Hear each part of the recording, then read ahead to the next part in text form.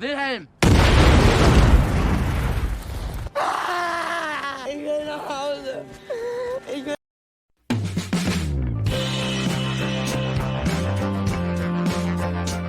Yuhu everybody, welcome back with me Chanku yang akan menemani Lazy Day kalian dalam rangkuman film kali ini. Land of Mine 2015.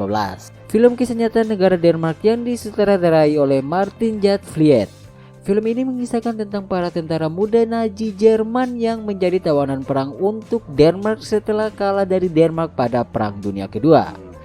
Setelah kekalahan tersebut, remaja Jerman disuruh untuk menjinakkan ribuan bom ranjau yang berada di pesisir pantai di Denmark, di mana hari demi hari dilalui dengan sangat amat menjadikan karena medan ranjau yang bisa saja mengambil nyawa mereka kapan saja, dan jika mereka tidak mau menyelesaikan tugas mereka, maka mereka para tawanan akan ditembak mati saat itu juga. Bagaimana kelanjutannya? Apakah mereka akan selamat dalam membersihkan ranjau? So, sebelum masuk ke alur cerita filmnya, bagi kalian yang baru ke channel ini, jangan lupa subscribe, like, komen, serta share untuk mensupport gue tentunya. Dan tanpa berlama-lama lagi, langsung saja pasang headset kalian, naikkan volume HP-nya, and go to the list story guys.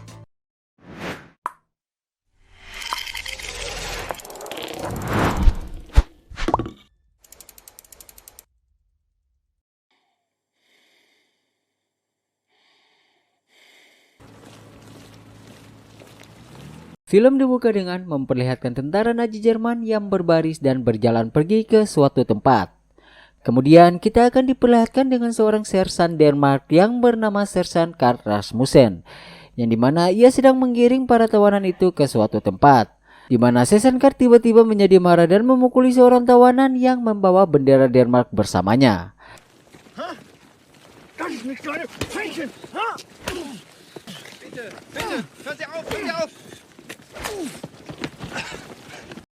Setelah selesai memukuli seorang tawanan, beliau menuju ke sebuah pantai yang dinobatkan ada banyak sekali ranjau di sana, untuk kemudian beliau memberikan tanda di tempat-tempat yang terdapat ranjau. Dan inilah dia Land of Mine.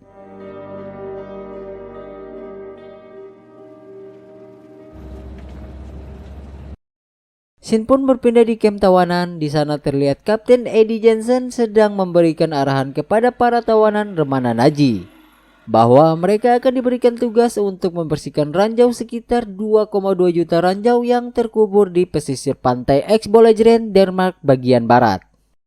Kapten juga bilang kepada mereka bahwa tidak ada rasa kasihan dan tidak peduli dengan kondisi para tawanan nantinya, di mana di sini perkataan dari Kapten Eddie Jensen membuat merinding para tawanan.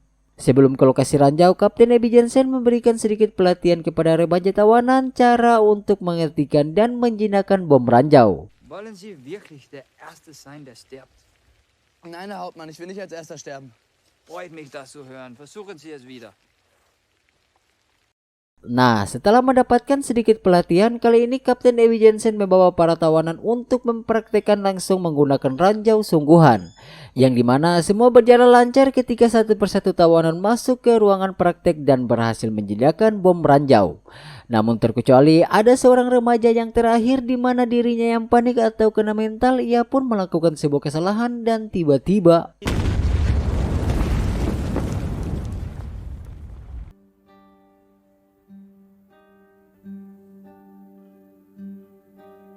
setelah insiden tersebut, kini para tawanan dikirim ke tempat pesisir pantai yang dipimpin oleh Sersan Karl Rasmussen, serta beliau akan mengawasi mereka semua. Namun sebelum masuk ke pekerjaan, mereka mulai berkenalan dulu, mulai dari Ludwig, lalu Helmut, Sebastian, dan si kembar Werner dan Lesnar, dan beberapa lainnya. Sebagai seorang sersan yang pernah merasakan deritanya Perang Dunia Kedua oleh Jerman, Sersan pun beraksi ketika si kembar minta maaf. Entschuldigung. Was hast du gesagt? Entschuldigung, Herr Feldwebel. Mit deiner Entschuldigung. Kannst nicht brauchen. Verstehst du? Nah, setelah aksi itu, dinamika mental terjadi pada para tawanan ketika mengetahui watak asli Sersan Karl Rasmussen. Kemudian Sesankar pun langsung membawa mereka semua menuju ke pantai, di mana di sana mereka semua diberitahu bagian tempat mana saja yang terdapat ranjau, dan Sersan Musen juga mengatakan bahwa ada 4.500 ranjau yang tertanam di pantai tersebut dan mereka harus membersihkan semua ranjau yang tertanam tersebut. Untuk kemudian ketika selesai semua ranjau dibereskan, maka mereka akan dipulangkan ke Jerman. Akan tetapi jika salah satu dari mereka ingin kabur dari pekerjaan mereka, maka mereka akan langsung dieksekusi saat itu juga. Habt ihr verstanden? Jawohl, Herr Feldwebel! Du! Willst du etwas sagen? Nein, Herr Feldwebel! Bist du sicher? Absolut sicher, Herr Feldwebel!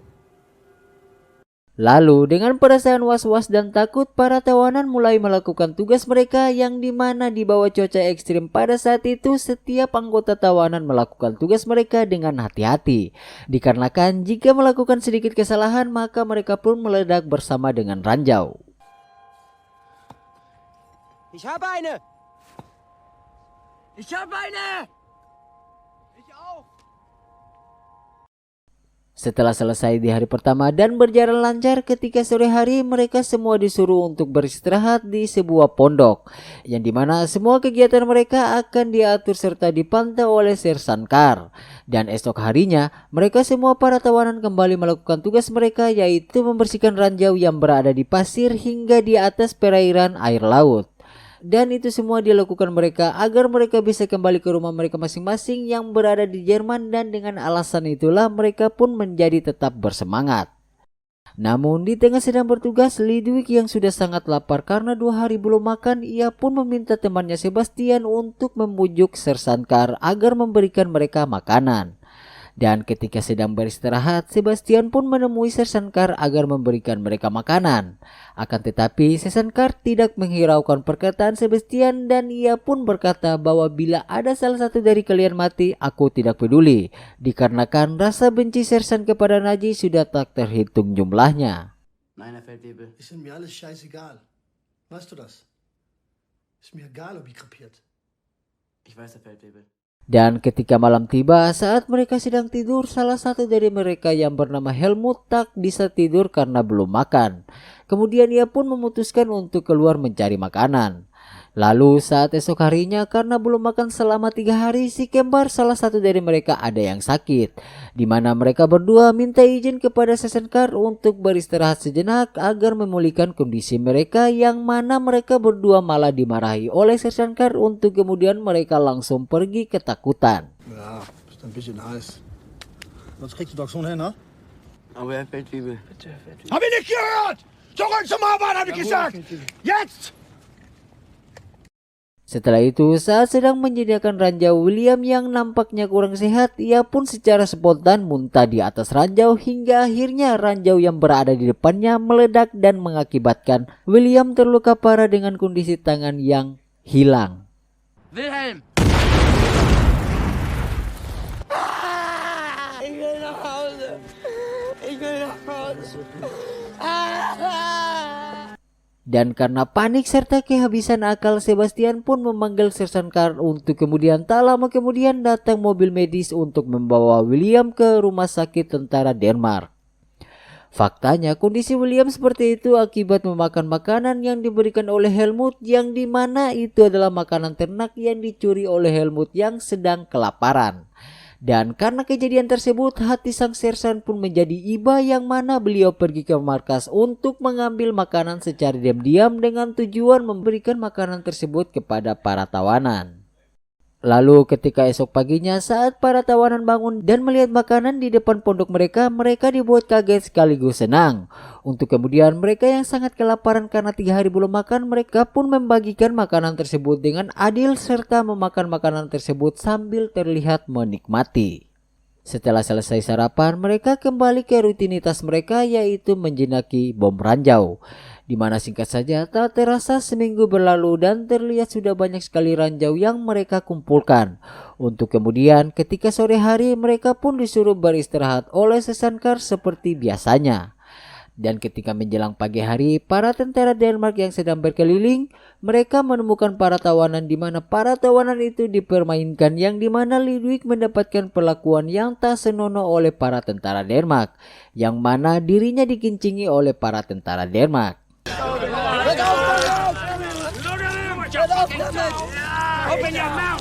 Nah, dan karena suara berisik tersebut membuat Sersan Kar terbangun dari tidurnya untuk kemudian mendekati sumber suara itu. Di mana saat ia melihat para tawanannya dipermainkan, ia pun dibuat kaget karena yang mempermainkan mereka adalah seorang kapten yang bernama Eddie Jensen yang di awal tadi, guys.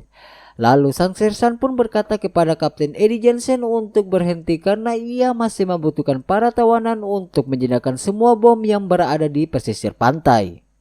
Sempat terjadi adu mulut antara mereka berdua, namun tak berselang lama Kapten Eddie Jensen pun memutuskan untuk pergi karena telah merasa puas mempermainkan para tawanan Nazi.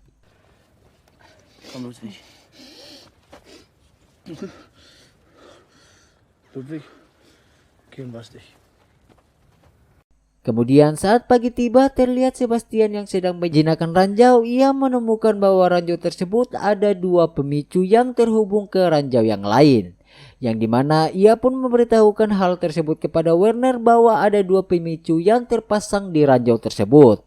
Namun karena jarak antara satu dengan yang lain agak jauh, Werner pun tak mendengar pembicaraan itu, dan akhirnya saat Werner mengambil ranjau tersebut terjadi ledakan saat itu juga.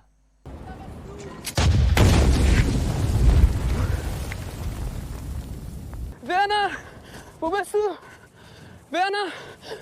Dan karena ledakan itu, Werner pun tewas seketika dan tubuhnya bercerai-berai di atas pasir, yang dimana Lester yang merupakan saudara kembarnya menjadi shock gak karuan saat melihat insiden yang menimpa saudaranya. Dan Ludwig pun datang untuk menenangkan Lester. Di sisi lain, Sersan Kar yang mendengar suara tersebut, beliau pun langsung berlari mendekati suara ledakan, di mana sang Sersan pun menjadi shock ketika tahu bahwa Werner terkena ledakan ranjau. Dan karena shock berat yang dialami oleh Lesnar, maka ia pun dibawa ke pondok dan disuruh istirahat oleh Sersan Kar, di mana Sersan Kar pun mencoba menenangkan Lesnar yang tampak belum percaya bahwa saudaranya mati meledak bersama ranjau menjadi berkeping-keping. Dan karena melihat hal itu, sang Sersan yang awalnya kejam serta keras, ia pun tak sanggup menahan air matanya. Ich kann glaube ich nicht ohne ihn einschlafen. Komm. Nein, wir suchen nach ihm morgen. Okay. Tak hanya itu, sang Sersan pun mengalami konflik batin, yang dimana sang Sersan tahu bahwa para tawanan tersebut berasal dari Jerman yang telah menjajah tanah airnya. Namun di sisi lain, ia pun merasa kasihan kepada mereka karena para tawanan remaja tersebut menderita dan menjadi korban perang. Tak hanya itu, sang Sersan pun semakin dibuat galau saat mengetahui bahwa Williams yang terkena ledakan pun tewas saat di rumah sakit tentara Denmark. Dan karena hal itu, sang Sersan pun berbicara kepada Sebastian mengenai Williams, di mana sang Sersan mengatakan bahwa Williams telah tenang di sana dan telah pulang ke rumah lebih awal. Mendengar hal itu, Sebastian pun hanya bisa terdiam dengan tatapan yang kosong, seakan-akan mereka semua tak punya harapan ke depannya.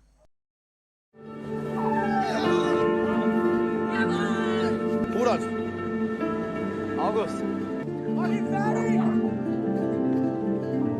Setelah kejadian pahit kemarin, Sersan Kar yang kejam berubah menjadi baik, di mana ia meleburkan para tawanan dan mengajak mereka semua untuk bersantai, bermain bola sambil bersenang-senang dengan tujuan untuk melupakan insiden menyeramkan yang kemarin, di mana terlihat mereka semua sangat menikmati permainan bola itu dan tampak begitu senang.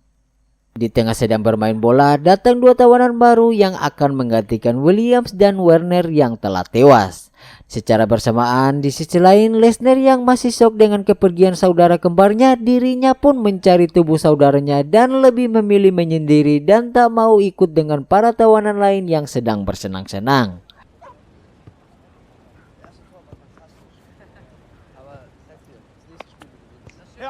Ketika selesai bermain bola, mereka semua berjalan bersama Sersan Kar kembali ke pondok. Namun saat sedang berjalan, anjing milik Sersan Kar berlari masuk ke area ranjau dan langsung tewas saat itu juga.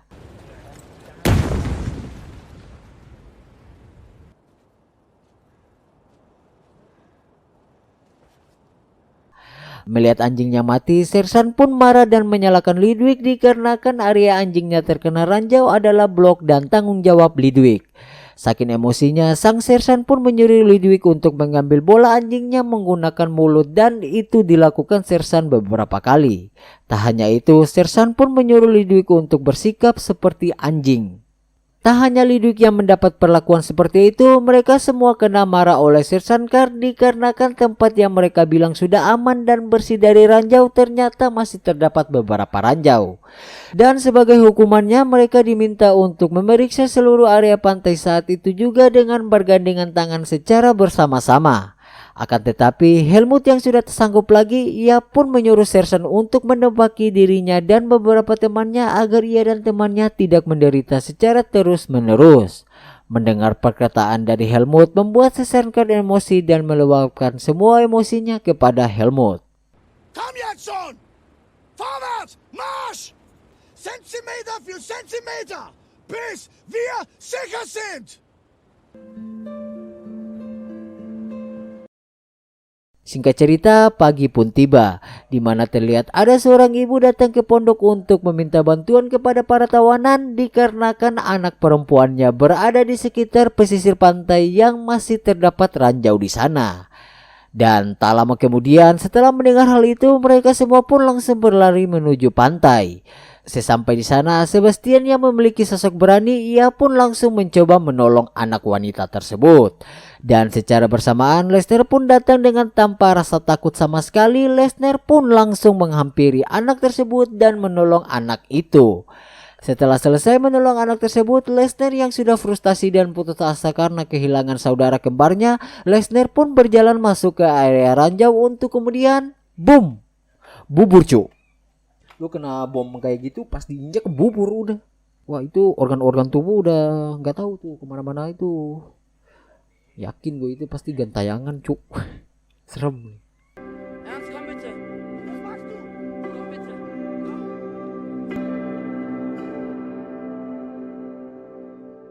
Saat mereka semua melihat Lesnar mati dengan sengaja, Sebastian pun langsung shock dan tak banyak bicara di mana Sersan Carr pun datang dan mencoba menenangkan serta menguatkannya.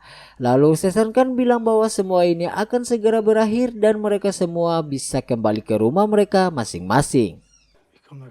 Ich komm nach Hause. Es ist fast vorbei.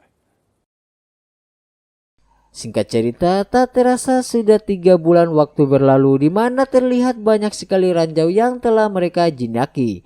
Yang mana semua ranjau itu mereka naikkan ke sebuah mobil dan tiba-tiba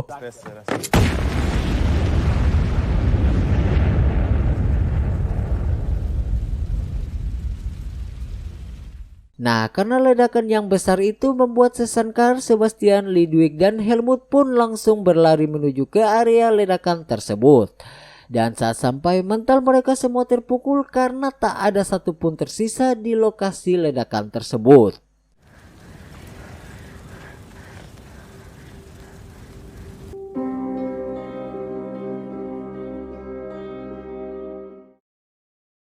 Setelah mengalami beberapa insiden yang sangat tragis, Sersan Carr pun memutuskan untuk menghentikan tugas pembersihan ranjau di pesisir pantai karena tawanannya kini hanya tersisa 4 orang saja, di mana tawanan tersebut diizinkan untuk pulang ke negara asalnya.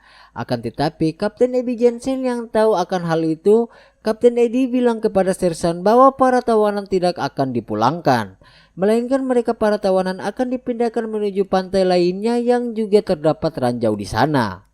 Mendengar perkataan dari Kapten Eddie Jensen, Sersan Carr pun memohon kepada atasannya untuk memulangkan saja para tawanan remaja tersebut karena telah selesai dengan tugas mereka. Namun Kapten Eddie menolak dan tetap berpegang teguh kepada argumennya. Jeg ved ikke, hvad der foregår. Men hvis jeg hører mere om de drenge, så tager jeg selv ned og skyder dem en for en. Forstår du det? Der er ingen af de drenge, der er gode mennesker, og du har ingen anelse om, hvad de har på samvittigheden. Kemudian Sin pun berpindah di sisi lain di mana terlihat Sebastian, Ludwig, Helmut, dan Radol harus menghadapi kenyataan pahit lainnya. Harapan mereka untuk pulang ke rumah hanyalah bualan belakang, di mana mereka sangat terlihat putus asa dan tak bersemangat untuk menjalani hidup mereka ke depannya. Dan di sisi lain, setelah tadi gubris oleh Kapten Eddie, Sersan Carr pun meminta bantuan kepada orang dalam untuk membebaskan tawanannya. Yang dimana saat sedang berada di pesisir pantai lain, para tawanan Sebastian, Ludwig, Helmut, dan Radol dipanggil ke tempat lain dan disuruh untuk naik ke mobil. Dan karena tak bisa melawan, mereka pun ikut saja naik ke mobil dan dibawa pergi.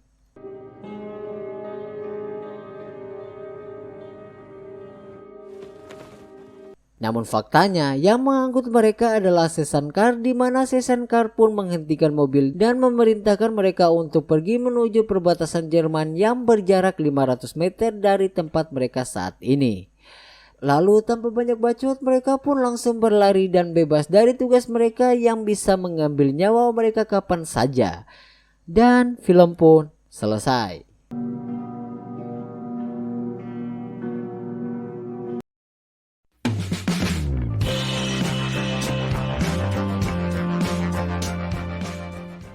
Oke guys, sekian dari hasil review alur cerita Land of Mine. Secara alur ceritanya bagus, emosi yang dikemas dengan rapi dengan editing yang temponya agak lambat membawa diri gue sendiri terhanyut ke alur ceritanya serta merasakan setiap kesedihan yang dialami oleh para tawanan. Pesan yang bisa kita ambil dari film ini versi saya, sebesar-besar rasa kecintaan terhadap tanah air, setinggi-tinggi rasa nasionalisme, tak bisa menghilangkan sisi kemanusiaan. Dan itu diperlihatkan oleh Sersan Carr Rasmussen. Oke guys, jangan lupa subscribe, like, dan share jika kalian suka dengan channel ini. Sekian dari saya, Chanku. Mohon untuk undur diri jika ada kata atau bagian scene yang terlewatkan, mohon dimaafkan. Bye bye guys, sampai jumpa lagi di next video. I love you guys.